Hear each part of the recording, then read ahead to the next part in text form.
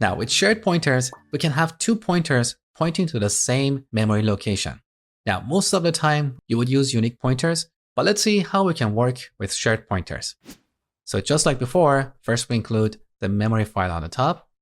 Now over here, instead of using the unique pointer class, we're going to use the shared pointer class, which is also generic. So here we specify the type of pointer we're going to create. Then we give our variable a name, and we can initialize it with a new integer pointer, or instead of using this syntax, we can set x to make shared, which is another helper function. It's also generic, so here we specify the type of pointer we want to create. And then we can simplify our code using the auto keyword. So here we have a shared pointer. Now, just like before, we can dereference it and store 10 here.